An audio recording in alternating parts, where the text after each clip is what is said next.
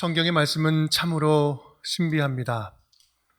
성경 이야기는 알다가도 모르겠고 모르다가도 한순간 깨달음이 오면 또 다 알게 되죠.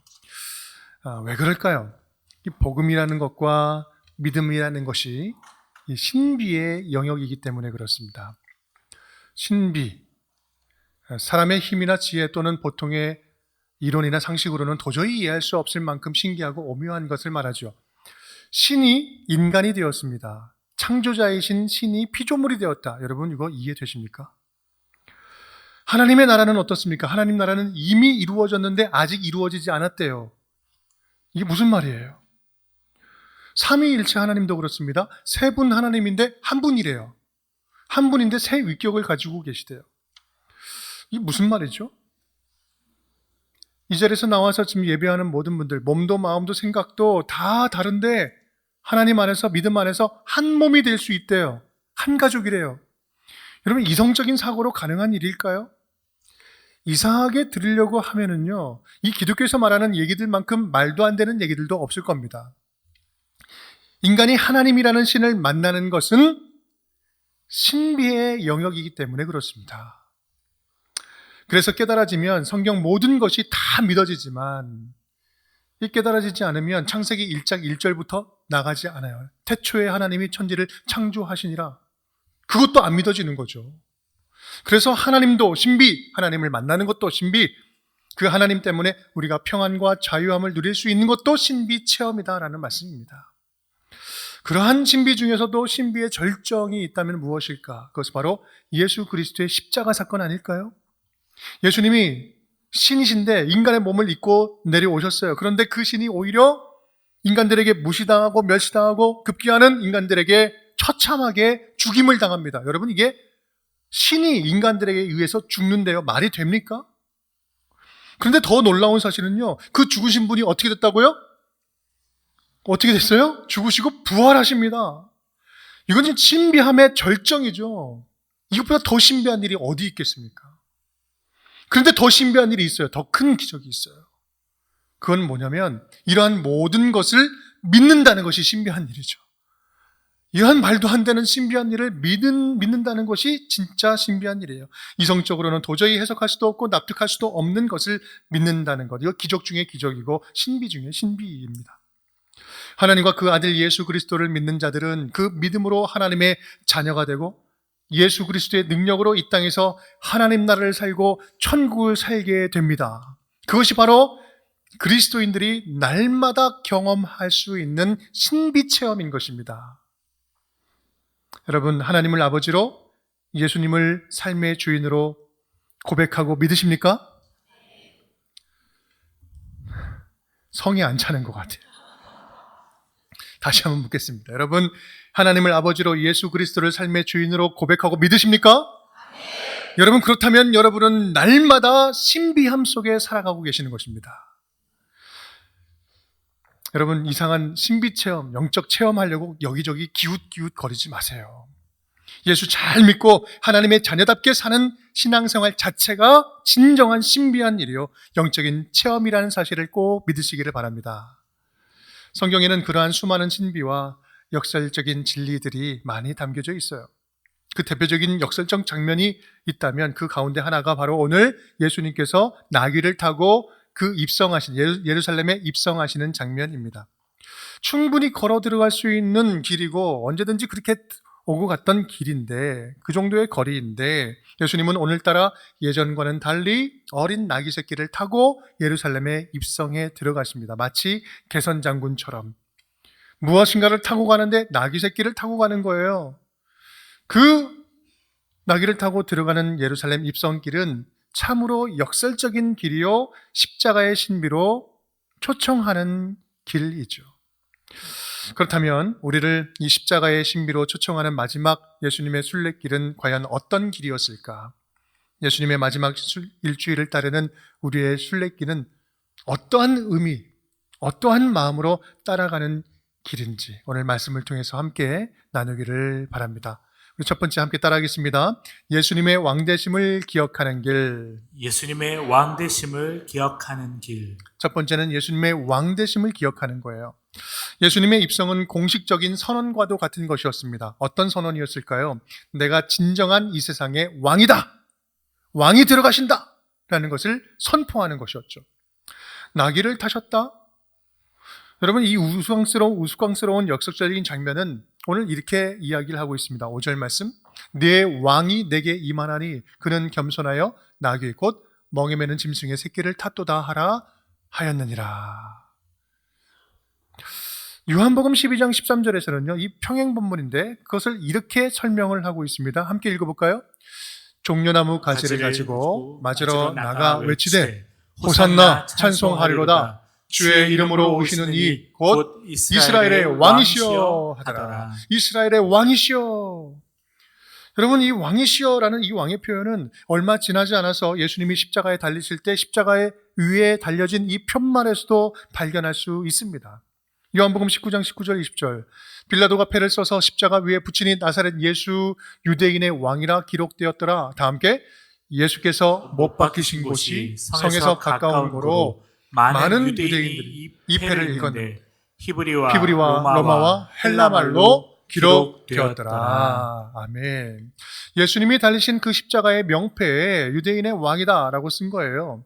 그 당시 통용되는 모든 나라의 말, 히브리 말, 로마 말, 헬라 말, 모든 말로 기록되었다라고 이야기하고 있죠. 비록 비웃기 위해서 쓴 편말이었지만 성경은 이것이 바로 진정한 사실이고 예수 그리스도가 진짜 왕이다 라는 것을 이 십자가라는 죽음의 형태에서 가장 선명하게 드러내고 보여주고 있었던 것입니다.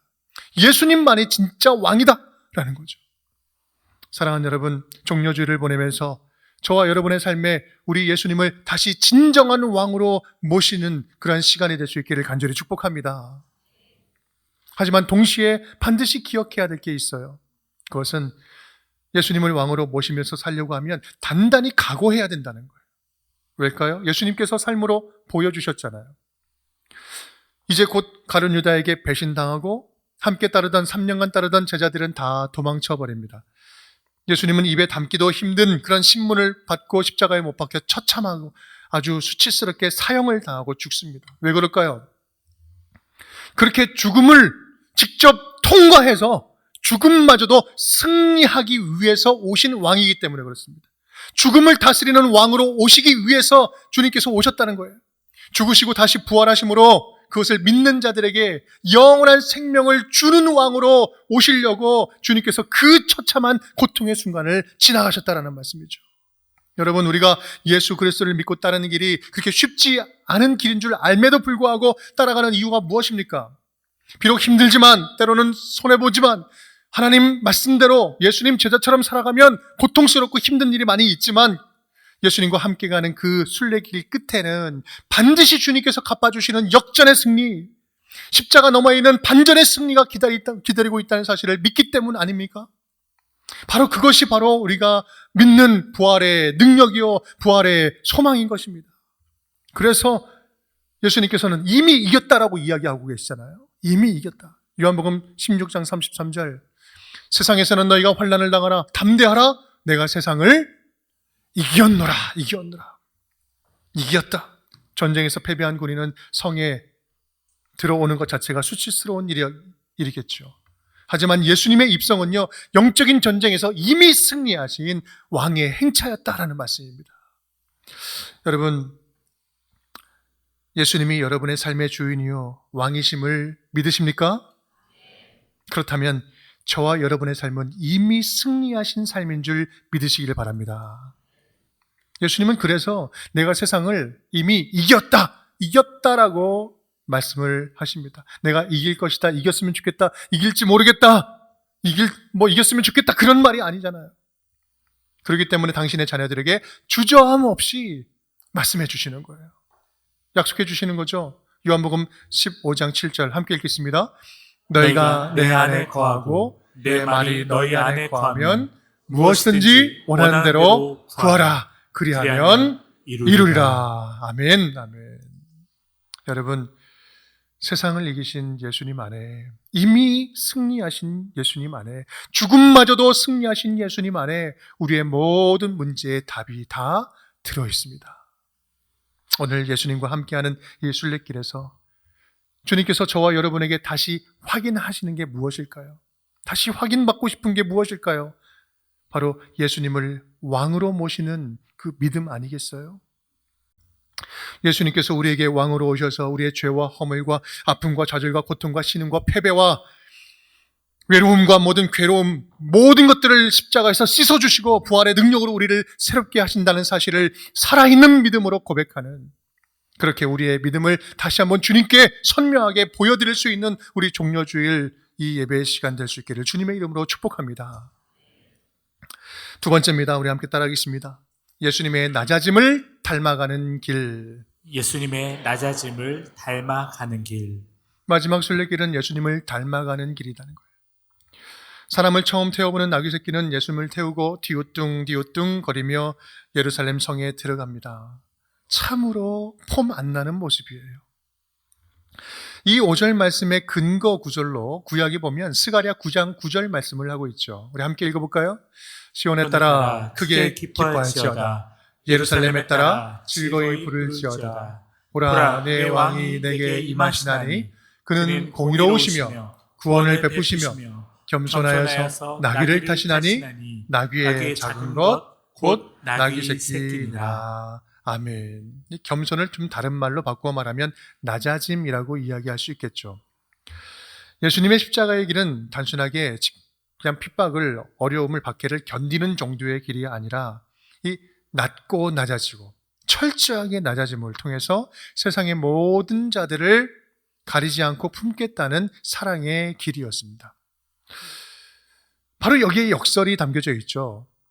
더 이상 내려갈 수 없을 만큼 완전한 밑바닥으로 내려가는 것, 완전하게 밑바닥으로 내려갈 때 모두를 품을 수 있는 것이고요, 완전하게 아랫자리로 내려갈 때 하나님 나라에서는 가장 큰 자라고 이야기한다는 거예요. 이것을 어디서 보여주고 있습니까? 이 마지막 순례길에서 보여주고 있는 것입니다. 누가복음 14장 11절에 이렇게 말씀하시죠. 무릇 자기를 높이는 자는 낮아지고 자기를 낮추는 자는 높아지리라. 그런데 여기서 중요한 점은요, 우리가 왜 낮아져야 될까요? 왜 낮아지는 것입니까? 단순하게 나중에 높여지려고 그 낮아지는 걸까요? 아니요. 예수님 그렇게 하셨어요? 아니요. 예수님 한번 보십시오. 예수님 왜 낮아지셨습니까? 빌립보서 2장 8절 11절 말씀 이렇게 말씀하고 계시죠. 사람의 모양으로 나타나사 자기를 낮추시고 죽기까지 복종하셨으니 곧 십자가에서 죽으심이라. 이러므로 하나님이 그를 지극히 높여 모든 이름 위에 뛰어난 이름을 주사, 다 함께 하늘에 있는 자들과 땅에 있는 자들과 땅 아래에 있는 자들로 모든 무릎을 예수의 이름에 꿇게 하시고 모든 입으로 예수 그리스도를 주라 시인하여 하나님 아버지께 영광을 돌리게 하셨느니라. 아멘, 아멘. 모든 무릎으로, 모든 입으로. 또 10절 말씀 보면 하늘에 있는 자들과 땅에 있는 자들과 땅 아래에 있는 자들로. 여러분, 이게 무슨 말이에요? 예외 없다는 거예요. 모든 사람들, 모든 자들. 예수님은 모든 자들을 구원하기 위해서 끝까지 낮아지신 거예요. 가장 낮은 곳으로 가야 모두를 품을 수 있기 때문이죠. 여러분, 나귀 새끼가 가지고 있는 그런 의미도 그렇지 않습니까? 나귀 새끼는 남녀노소 누구나 마음만 먹으면 언제든지 탈 수 있는 가장 낮고 비천한 동물이었어요. 이 나귀 새끼처럼 가장 비천하고 낮은 자만이 모두를 품을 수 있기 때문에 그렇습니다. 내가 가장 낮고 낮은 곳으로 내려가서 너희 모두를 예외 없이 빠짐없이 누구도 포기하지 아니하고 모두를 내가 사랑해버리랴. 내가 모두를 구원하겠다. 여러분, 이것을 생각하면 우리 예수님은 가리지 않고 모두를 구원하시려고 낮고 낮아지셨는데 우리는 우리 기준으로 사랑할 사람을 가리고 있지는 않습니까? 선택적으로 돕고 선택적으로 친절하고 선택적으로 내가 섬길 대상을 골라서 내 중심적으로 그렇게 삼고 섬기고 있지는 않습니까? 지금 있는 이 자리에서, 지금 있는 곳에서 좀 더 낮은 곳으로, 계속해서 낮은 곳으로 조금 더 계속해서 움직이고 가는 것이 예수님의 마음 아니에요?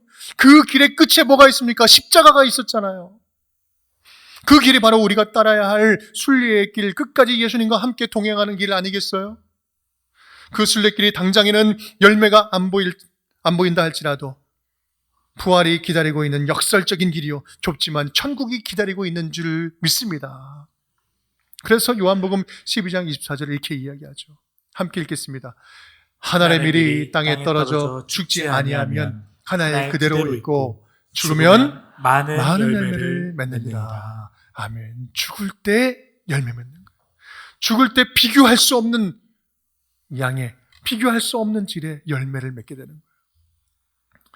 하늘의 밀이 죽어야 열매 맺고 죽을 때 30배, 60배, 100배의 열매를 맺는 것은 진정 낮아질 줄 아는 자에게, 낮아질 줄 아는 자에게 주시는 하나님의 확실한 약속이었던 것입니다. 여러분, 하나님을 바라보고 우리가 하나님의 선함을 마음에 품고 섬기는 그것, 여러분, 하늘에 쌓는 보물이 되는 거 아니겠습니까? 바라기는 그렇게 하늘의 은혜를 바라보면서 낮은 마음으로, 조금 더 낮아지는 마음으로 예수님의 겸손을 손과 발에 담으면서 예수님처럼 섬길 줄 아는, 겸손하게 섬길 줄 아는 저와 여러분이 될 수 있기를 주님의 이름으로 축복합니다. 세 번째입니다. 함께 따라하겠습니다. 예수님 안에서 영적인 지진이 일어나는 길. 예수님 안에서 영적인 지진이 일어나는 길. 예수님이 입성하실 때 주변의 반응들이 굉장히 다양합니다. 여러 반응들이 나타나죠. 먼저 가장 가까이 있던 제자들은 나귀 새끼 위에 자기가 입던 겉옷을 얹어서 예수님 탈 수 있도록 만듭니다. 7절 8절 말씀 보면 이렇습니다. 나귀와 나귀 새끼를 끌고 와서 자기들의 겉옷을 그 위에 얹음에 예수께서 그 위에 타시니 무리의 대다수는 그들의 겉옷을 길에 펴고 다른 이들은 나뭇가지를 베어 길에 펴고, 나뭇가지가 종려나무죠. 그래서 우리 종려주일로 보내고 있는 거잖아요. 예수님 당시에 겉옷, 이 겉옷이라는 것은 단순한 외투의 의미가 아니었습니다. 이 겉옷, 겉옷은요, 신분을 나타내는 물건이었어요. 이 겉옷을 보고 어떤 신분인지를 아는 거죠. 그리고 이 겉옷은 밤에는 어때요? 이불처럼 사용하는, 없어서는 안 되는 생필품이었던 거예요. 겉옷을 펴서 깔았다는 것은요, 왕으로 오신 예수님께 자신의 전부를 내어드려 복종한다는 의미가 담겨져 있는 것입니다. 제자들뿐만 아니라 그곳에 있던 사람들도 자기 겉옷을 펴서 길에 깔면서 예수님을 환영하죠. 그리고 또 종려나무를 깔고 환영합니다. 뿐만 아니라 예수님을 환호하면서 찬송도 부르죠. 우리 9절 말씀 함께 읽어볼까요? 앞에서 가고 뒤에서 따르는 무리가 소리 높여 이르되 호산나 다윗의 자손이여 찬송하리로다. 주의 이름으로 오시는 이여 가장 높은 곳에서 호산나 하더라. 아멘. 호산나, 호산나. 구원하여 주시옵소서. 그런 뜻이잖아요. 여러분, 이것만 봐서는요, 열렬한 환영 그 자체였습니다. 그런데 그들의 속마음은요, 그 군중들의 속마음은 다 달랐어요. 다 달랐어요. 이후의 모습을 보면 어떤 이는 끝까지 눈물을 흘리면서 예수님 십자가의 길을 따라가면서 그 예수님을 추모하고 나아갑니다. 또한 다른 사람들, 많은 사람들은요, 예수님 그 믿고 따르는 사람들이 변절을 하죠. 그리고 다 제자들도 도망쳐버리죠. 대다수의 무리들은요, 일주일이 채 지나기 전에 예수를 십자가에 못 박으라, 못 박으라 그렇게 외치는 군중으로 돌변해버립니다. 그만큼 지금 이 자리에 있는 사람들이 반응이, 생각이 다 달랐어요. 다양했습니다. 오늘 본문은 그러한 반응들, 다양한 반응들을 한마디로 표현하고 있는데 10절에서 이렇게 표현하고 있습니다. 예수께서 예루살렘에 들어가시니 온 성이 소동하여 이르되 이는 누구냐 하거늘. 온 성이 뭐 했다고요? 소동했다, 소동했다. 이 소동이라는 것은 그냥 좀 요란스러웠다, 뭐 이 정도를 말하는 게 아니에요. 소동이다, 에세이스테, 진동하다, 지진이 일어나다, 동요되다, 지진처럼 요동치는 것, 뒤흔들리는 상태를 이야기하는 거예요. 단순한 소란을 말하는 게 아니에요.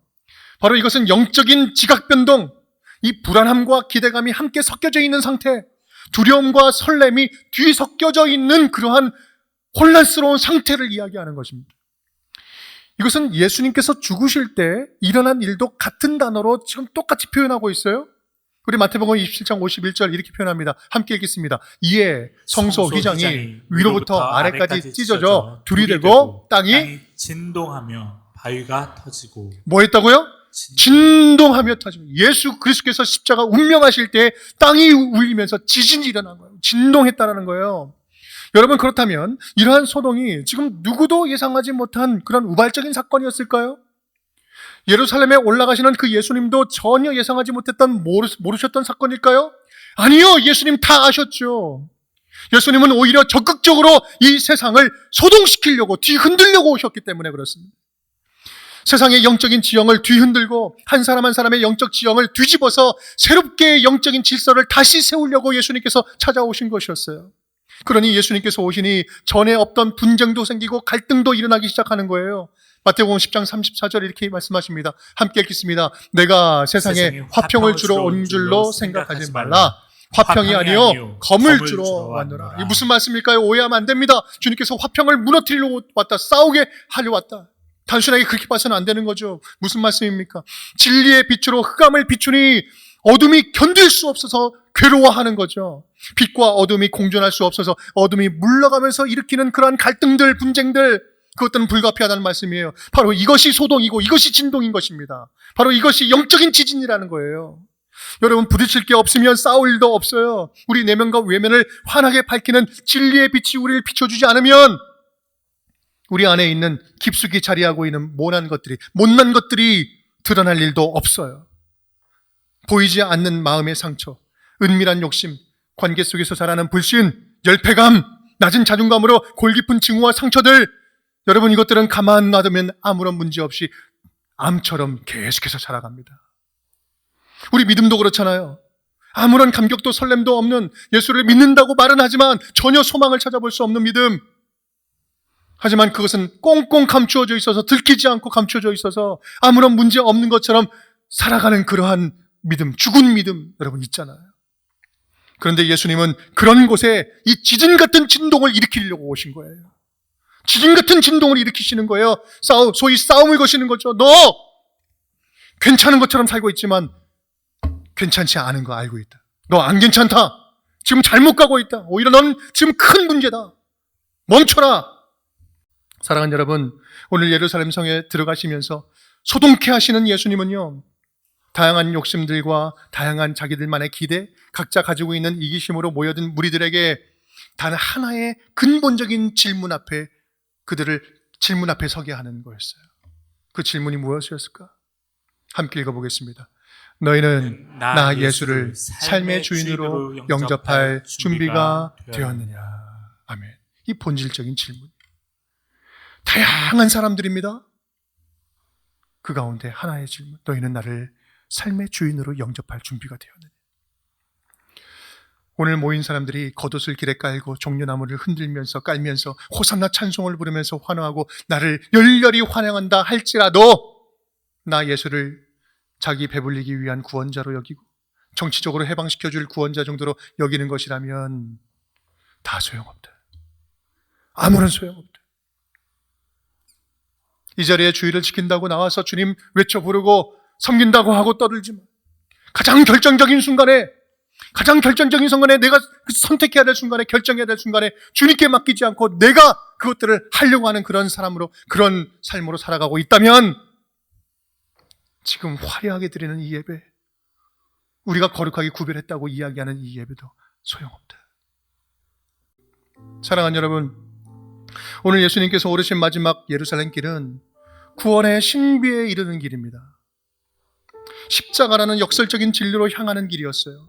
분명 이 십자가에 달려 처참하게 죽으러 가는 길이었지만, 일주일 뒤면, 이제 금요일이면 처참하게 죽음에 이르겠지만, 하지만 그 죽음으로 인하여 모든 자의 생명을 완전하게 살리는 부활 생명의 길이었어요. 여러분, 그 마지막 순례길을 생각하면서 오늘 저와 여러분의 안에 있는 좀 살아있는 믿음의 고백을 드렸으면 좋겠습니다. 예수님만을 내 삶의 주인으로 모시며 살겠습니다.